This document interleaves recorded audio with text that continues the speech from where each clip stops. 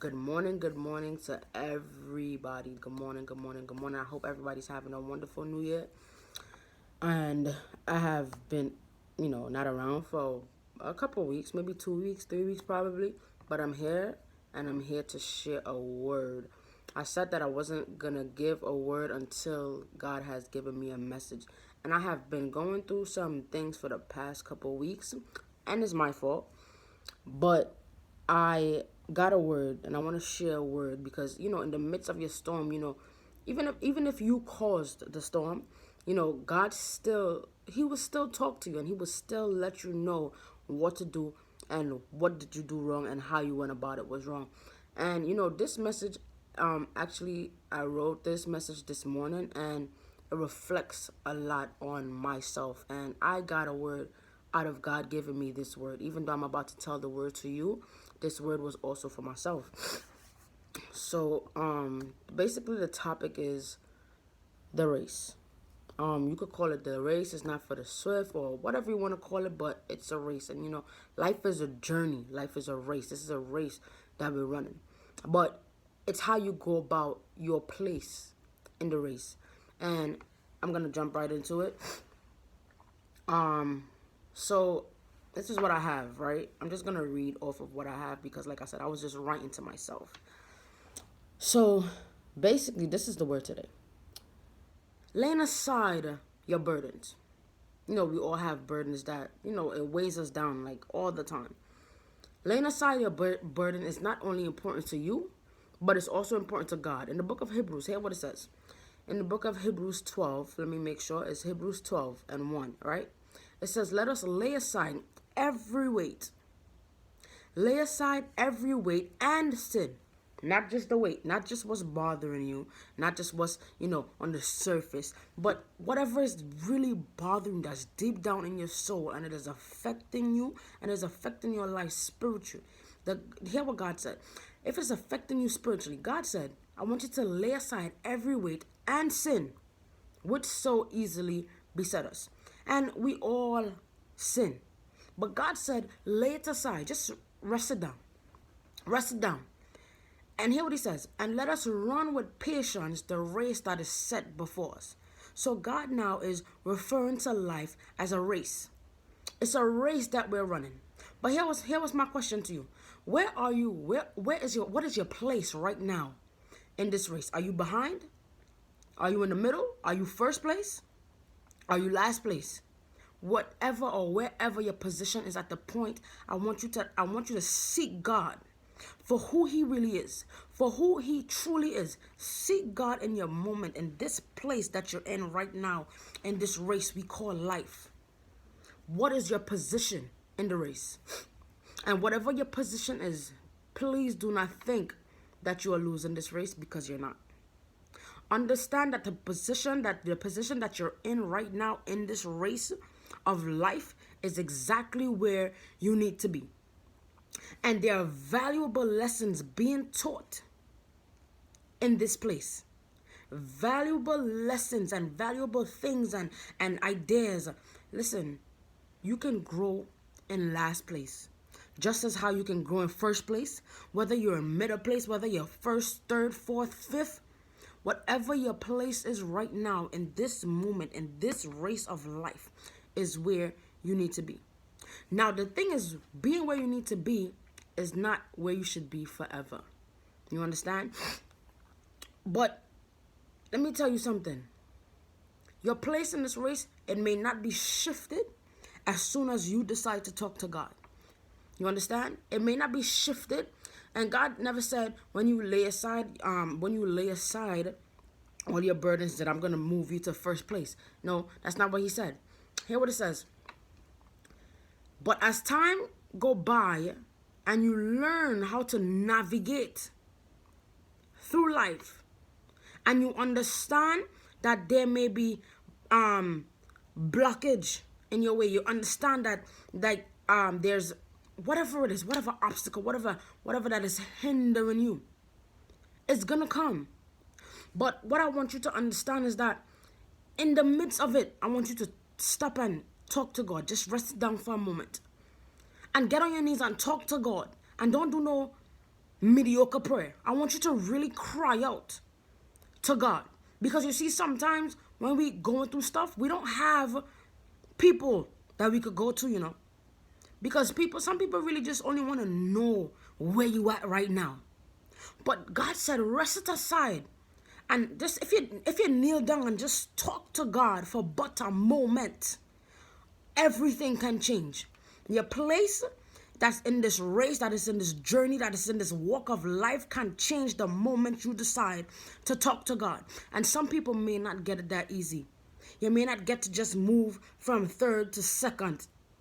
Sometimes you will stay in third place until you have learned your lesson, until the lesson that you was facing are valued and become valuable to you. Until you understand that your place, being third place, is where you should be right now. Until God said, look, I'm ready to move you. I'm ready to shift you. So you got to start learning. You got to start growing. But I want you to grow. I want you to pick up everything that I have for you here in third place before I can shift you to second place. This is life. This is how life works. But hear what it says in Hebrews in verse 2. Look at what Christ did. It says, despising the shame, and is set down. But listen, despising the shame, and is set down at the right hand of the throne of God.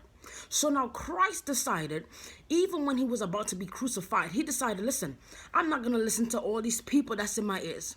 I'm not going to listen to all the disrespect. I'm not going to listen to all the people that are shaming me and bashing me and doing whatever they want.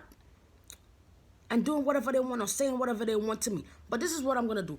I'm going to set that aside. Because I have a goal. I have a focus. And my focus and my purpose here is not to pay attention to who's saying what or who's doing what to me. I have one goal and one aim. That is to see God. That is my goal. I know that is your goal. So set it aside. Ignore all the shame and ignore all... Listen, I'm not telling you to let people disrespect you, because truth be told, I'm not letting anybody disrespect me. But you learn to maneuver around those things once you begin to get stronger in this walk. You learn how to ignore what people are saying to you. But there's a way to do it. You could do it respectfully, and still, sometimes they still feel bad. Because look, my mom, she can be real harsh. Not harsh, but she knows how to navigate through situations. You understand? And everything somebody said to you don't need a response. Sometimes your silence alone would let them know, like, you know what, I'm not even gonna mess with her, or I'm not gonna mess with him. But let's continue. He decided that he's going to forget whatever his people doing to him, because his focus was to sit at that right hand of his father. And that's exactly what he did. He learned to navigate through the disrespect. He learned to navigate through the shame. So right now I'm learning how to navigate through a mess that I caused, but I'm learning to navigate through what people think about me. I'm learning to navigate how people may judge me. You understand? And let's continue in. People is going to judge you for your mishaps. But in the midst of it, let nothing separate you from God. Because you see, sometimes situations get so heavy for us. And it gets so stressful that now it's like you don't feel like praying. You don't feel like talking to God. You don't feel like worshiping. And let me give you a little testimony. I was sitting in church a couple weeks ago, and a situation occurred with myself, and I was the cause of the situation. And I said, I don't feel like worshiping God today. I don't feel like praising God today. But I'm in church, and the service is going so good. But guilt was eating me up. And then in the midst of me being all sour, have a sour face in church, hear what I heard. A voice said to me, do not let your actions... It says your actions is supposed to, I forgot the word or the sound that I hear, but this is basically what he said. Do not let your actions interfere.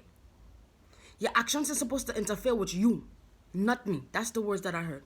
And from then, I understood my wrong, and I understood that no matter what happened in this life, Do not let nothing take away from what belongs to God. Who am I? I played myself that Sunday. But let's continue on. Let's get back in the race. Do not shift your focus.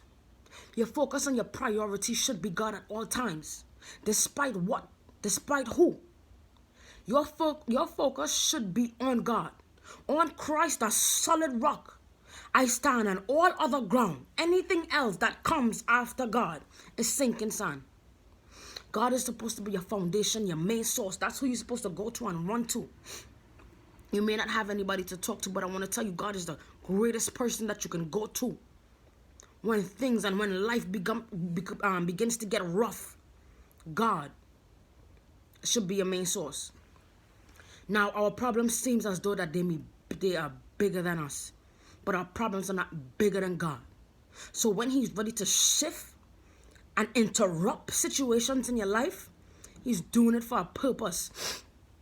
In the book of Ecclesiastes says, the race is not for the swift, neither the battle for the strong. So if you think because you're in first place right now you have made it, there's always a setback. Can you maintain being in that first place? Listen, I'm happy I'm not in first place right now. Whatever my position is in the race right now, I'm still trying to figure that out. Because I know I'm not in first place because I haven't made it yet. But you see, when that day come and I realize and I see God face and I hear, well done, I know that my position, my place, whether it's last place or I'm in the middle, I know that it served a purpose and it served a great purpose. Listen, just be humble and be patient. But I'm coming, let's continue because I'm coming down. It's not about who's in front of you or who's in the back of you. This is not what this is about. Figure out what you can do to get to first place. Figure out what you can do to see God's face when that day come. When that trumpet sound, what place are you really going to be in? Let me continue. See, what I learned is that understand that your position in the race is where you need to be at the moment to gain all the lesson, to reap all the benefits. That's in third place or last place. Learn your lesson and continue on with this race. Do not give up. Do not fall out. Do not say, oh, well, here and, things are getting, but things are going to get better. And if you believe and you trust God, you must understand that things will get better if you want it to and if you believe it. If you believe it. Faith. If you have faith that you are going to win this race, just trust and believe. You have to do everything in your power and in your might to win it. Romans 5. Let's hear what it says in Romans 5. It says, we rejoice in our sufferings, knowing that suffering produces endurance, and endurance produces character. Your suffering means something. My suffering means something. And I will not give up. And I would not let go. But I would wrestle like Jacob, and I won't let God go until he bless my waiting soul. I promise you I won't give up. God said to rejoice in it. Rejoice in it. Don't make it seem like, this suffering that we're going through is the end. It's not the end. Rejoice. Take part. Take part. Act like you're enjoying it, because the devil wants you to, listen, the devil wants you to make you feel like this is the end. But God said no. Rejoice in the midst of the suffering. Make it seem like you're enjoying it. Even though it may be burning inside, the only person that can see your heart is God. So when he understands that you are still rejoicing in the midst of your suffering, he understands, like, you see, this one right here, I have to shift her from third place to second place. And in due time, we are going to get to first place. Rejoice in the midst of it all. Anybody that knows me knows I love to rejoice. I love to sing. I love God. And I may slip up and I may fall and I may slip up and I may fall and I may slip up and but listen, every time, once I find myself on my knees and I find myself nothing is going to hinder me. Nothing is going to stop me from serving God. No matter what, or no matter my place in this race, nothing is going to stop me. Sometimes you may be your own downfall. I have been there. And I understand. I am here because I have, listen, there are things happening right now. But understand that I am not letting God go. I refuse to let God go. It has been 15 minutes, so let me just come down and say this. At times, we cause our own relationship with God to be at a standstill.